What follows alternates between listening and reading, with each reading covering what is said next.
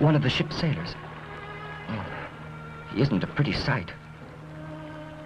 Almost unrecognizable. I was lucky. My God, I was lucky. The ship's disappeared completely. Not even any wreckage left. They can't all be dead. There must be other survivors of the shipwreck. They can't be very far. They'll answer me. Oh!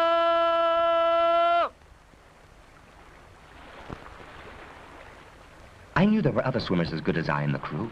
They must have come ashore further down. All I have to do is walk along the shore and I'll find them. The most important thing is to gather all the survivors together. Oh!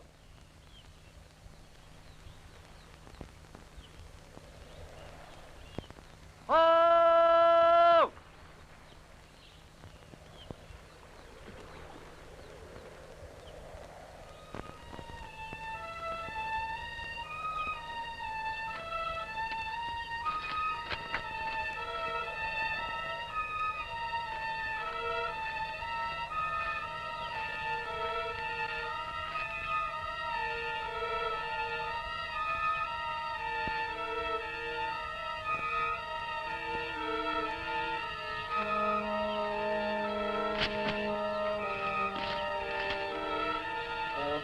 What a nightmare. I'm afraid of the lizards now. And what if I encounter wild animals?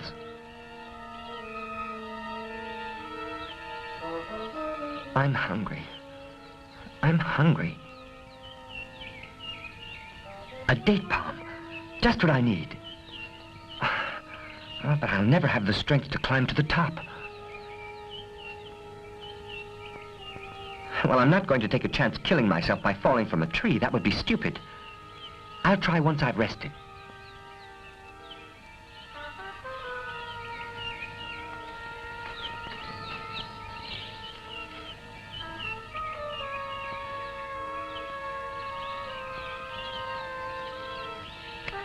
In Brazil, certain Indians nourish themselves by eating grasshoppers, which they call land shrimps.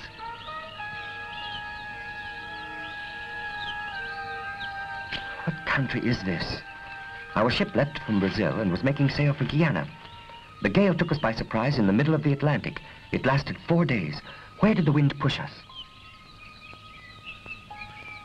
At last, a fruit I know, a papaya. Since childhood, I've always carried a knife at my waist. Today, I bless that habit.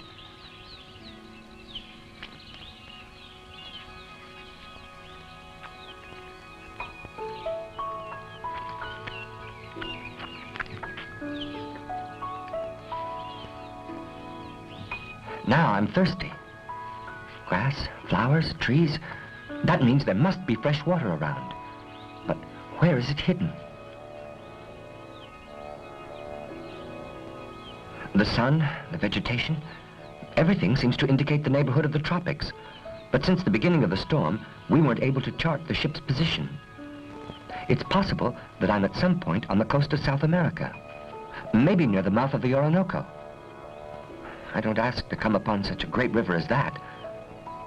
The smallest brook would make me happy.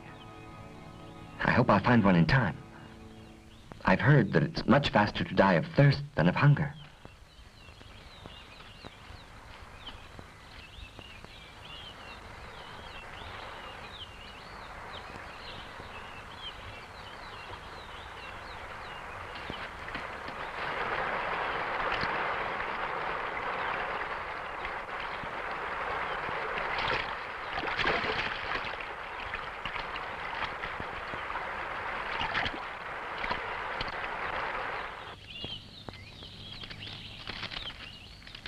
I can't go on anymore. I have to sleep.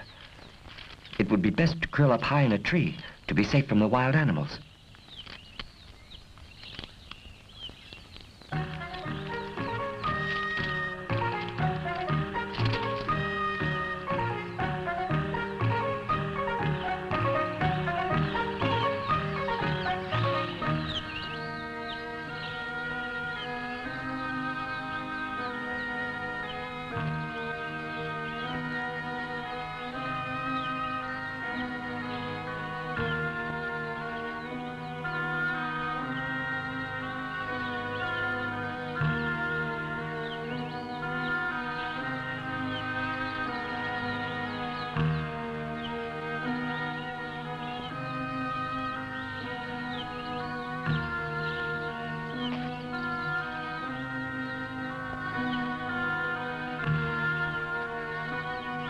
I'm going to try to perch on one of the huge horizontal branches of this baobab tree.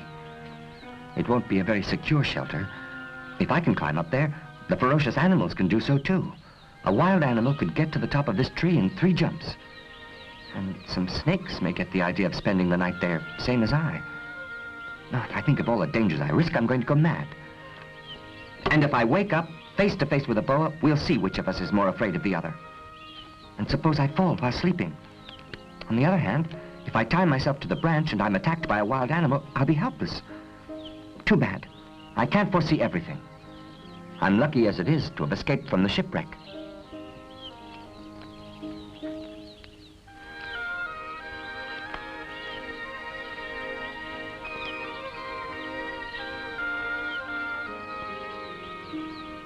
I don't even know the date of this day, which could have been my very last. Let's see. The gale lasted 4 days and 4 nights. It began September 12th, so today is September 16th, 1697. September, 1697.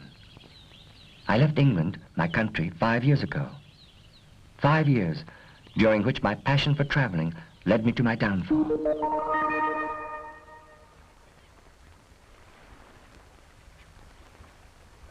I was a very young man then, but the sea attracted me from childhood. As soon as I had a free moment, I went to stare at it for hours. I never got tired of the marvelous spectacle.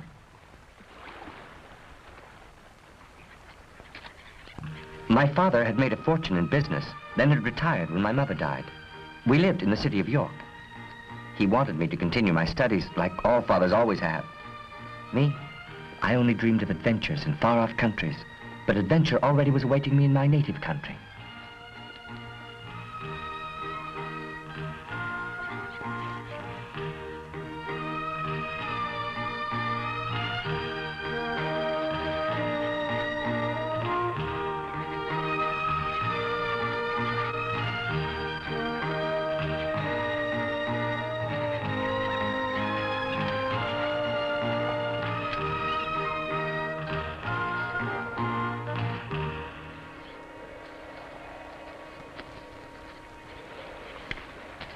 No.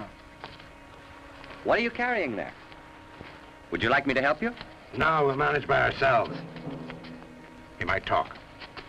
I thought they were splendid-looking chaps, but they didn't seem to feel the same way about me. Why, in heaven's name? The explanation wasn't long in coming. They were smugglers.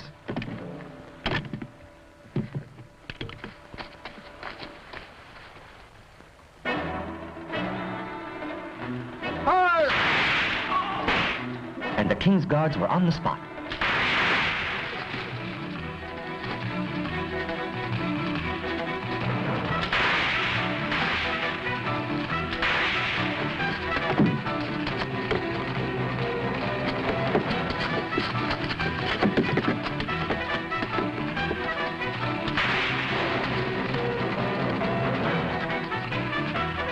Oh, you can dream all you want of adventures. There are some times when you prefer to get home fast. Stop, you!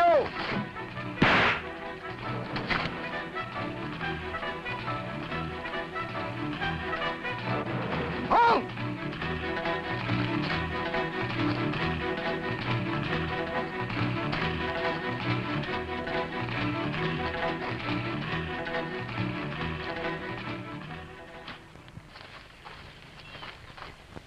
Against my will, I found myself mixed up in the eternal war between the smugglers and the authorities. My father got me out of prison. I'd been very much afraid, but I feared even more the lecture which awaited me. This is very serious, Robinson. A man's been killed. Oh. Did you know that? The guards started shooting at us first. He was so young. I pity his father. I am far more fortunate as I still have my son. All this will cost me is a little humiliation and money.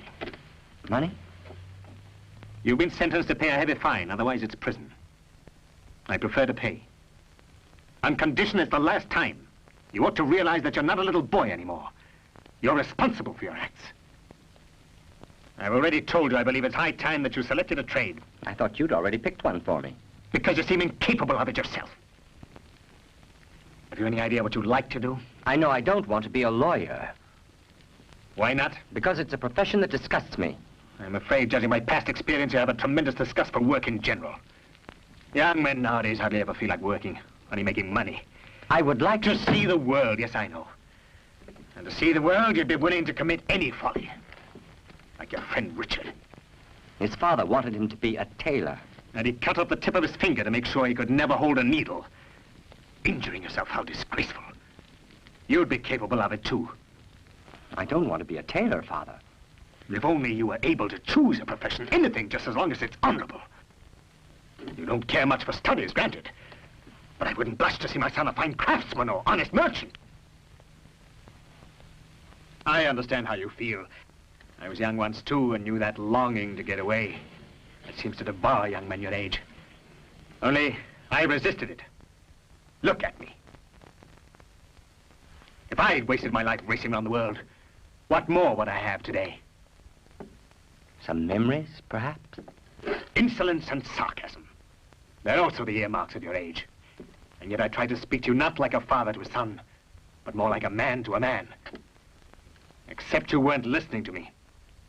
What are your orders? Well, if that's the way it is, I've no choice. I must force you to obedience.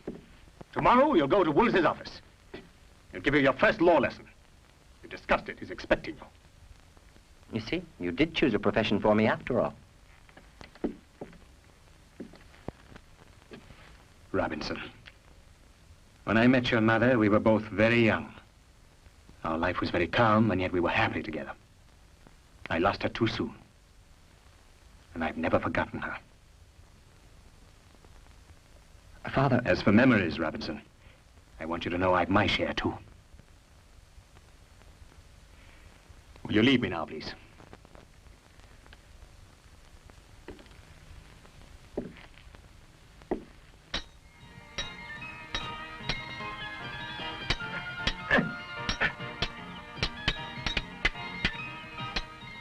Before being chained to a professional career as a lawyer, I went to have a last breath of freedom by fencing with some comrades. It was my favorite sport, that which falsely quenched my thirst for adventure.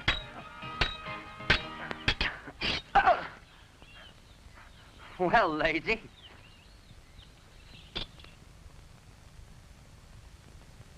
I arrived at Woolsey's as delighted as a man being sent to prison for the rest of his life.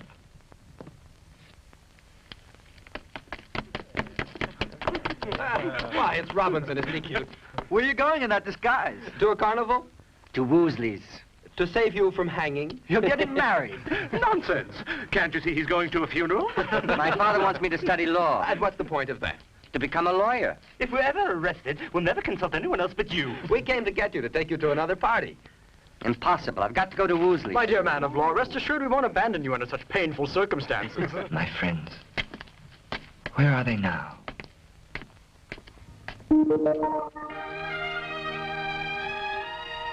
And myself, where am I?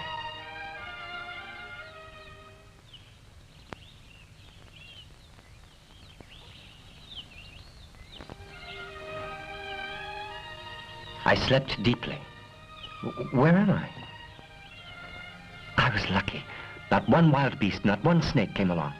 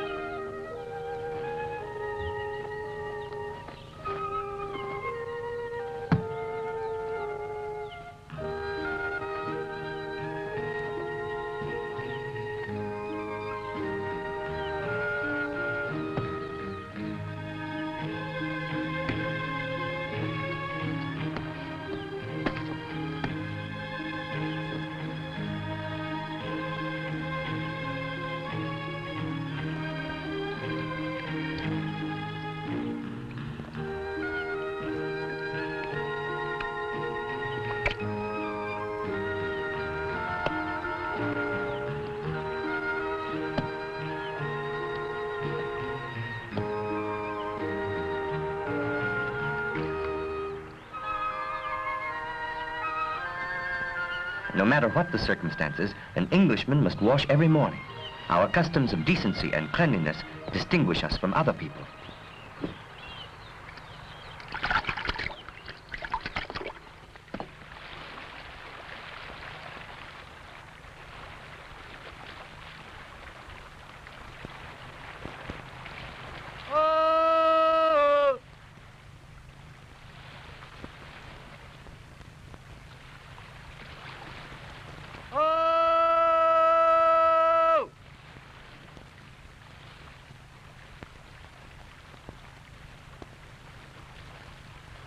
If there were any survivors of the shipwreck, they would answer me. If there were any inhabitants in this country, they would show themselves. How long will I have to go on walking to find other human beings?